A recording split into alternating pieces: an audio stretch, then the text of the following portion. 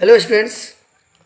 Set number 1 का part 2 हम बनाए हैं, उसमें कम क्वेश्चन ही डाल पाए हैं, 10 क्वेश्चन ही कर पाए हैं। तो चलिए सेट नंबर 3 का, तो सेट नंबर 1 का पार्ट 3 लेकर आया है, जो क्वेश्चन नंबर 31 से शुरू हो रहा है आपका। तो चलिए 31 से क्वेश्चन हम देख रहे हैं इसको। The artist is a beautiful story written by Siga Nova which contains dot dot background Indian, British, American, Japanese. तो जो आर्टिस्ट चैप्टर है जो सिगा नायवा द्वारा लिखा गया है, तो ये इसमें जो चर्चा हो रही है इसका बैकग्राउंड क्या है, इंडियन, ब्रिटिश, अमेरिकन, जापानीज़। तो ये इसका बैकग्राउंड इस चैप्टर का जापानीज है, जापानीज, जापान। चलिए अगला क्वेश्चन देखते हैं। The artist is a story based upon the psychology of the artist is a story based on the psychology of a child. एक बच्चे के मनोविज्ञान पर आधारित यह कहानी। अगला क्वेश्चन है बच्चों 33। SEBI was living in A dot town. हम किताब पढ़ाने के दौरान भी कई बार इस बात को हाईलाइट करने की किताब पढ़ाने के दौरान हम इस बात पर चर्चा कई बार कर चुके हैं। सेबी was living in a harbour town, माने वैसे शहर में रहता है जहाँ बंदरगाह लगता है, यानी बंदरगाहों का शहर, यानी बंदरगाह बोला जाता है। हार्बर का मतलब जहाज वगैरह लगता है, उसे हार्बर टाउन बोलते हैं। तो सेबी जिस शहर में रहते हैं वो हार्बर टाउन रहता है। Gods R dot dot in Japan. तो गॉड्स आर स्पेसिफिक फ्रूट्स, माने एक फल के अंतर्गत, इसे लौकी को फल के अंतर्गत रखा जाता है। कहाँ? जापान में। Option number A, option number A answer हो जाएगा इसका। चलिए अगला क्वेश्चन देखते हैं। सेबी was is dot dot in the story an adult A 12 years old boy. तो याद रखेंगे बच्चों, ये भी बताए थे कि सेबी 12 वर्ष का लड़का रहता है। तो सेबी वॉज या Sebi is a 12 years old boy, option number B. चलिए अगला क्वेश्चन देखते हैं बच्चों। Sebi's hobby was to collect the fruits of. Sebi का हॉबी रहता है कौन सा फल को कलेक्ट करना, जमा करना। एप्पल्स, ऑरेंजेस, कोकोनट्स, गॉड्स, लौकी।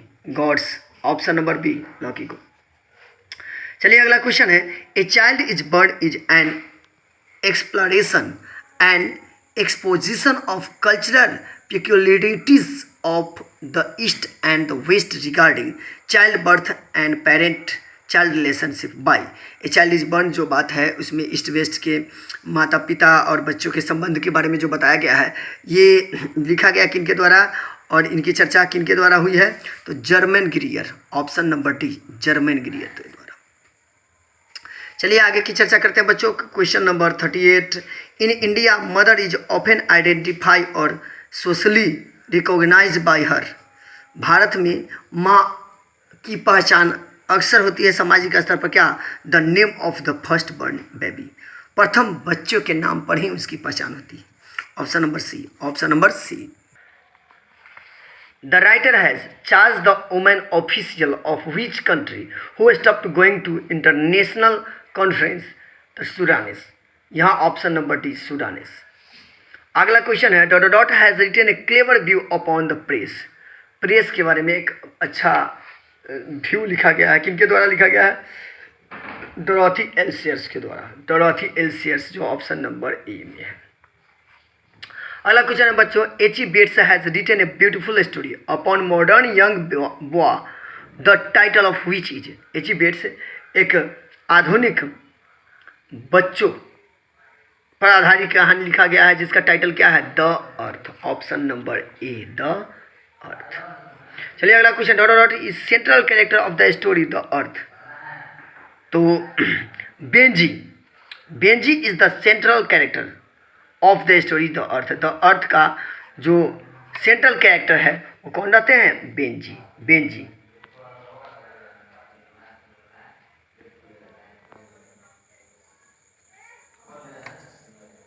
अगला क्वेश्चन देखते हैं।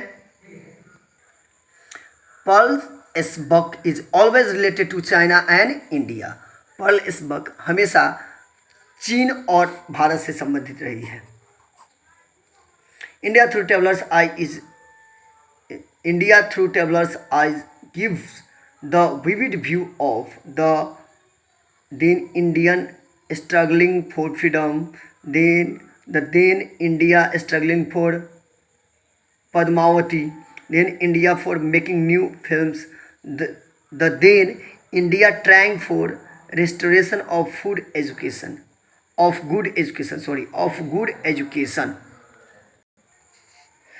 तो यहाँ होगा बच्चों आंसर इसका the India struggling for freedom, option number A. A marriage proposal is one act play by famous Russian writer Anton Chekhov who has depicted Ivan Lomov as a hypochondriac boy, option number B. तो यहाँ देखिए अगला question है sweetest love I do not go is a beautiful metaphysical poem by John Donne. Metaphysical poem sweetest love I do not go है बहुत ही, तो बच्चों यहाँ है sweetest love I do not go is a beautiful metaphysical poem by Don John. अब मैं बता दूं जो sweetest love I do not go is written by John Donne and John Donne was also a metaphysical poet. John Donne metaphysical poet कहे जाते हैं और ये पोएम है वो भी मेटाफिजिकल पोएम है। तो बच्चों इसमें यानी 46 तक हम करके लाए हैं, फिर अगले पार्ट में हम इसको लेकर आएंगे। जब तक के लिए धन्यवाद, जय हिंद।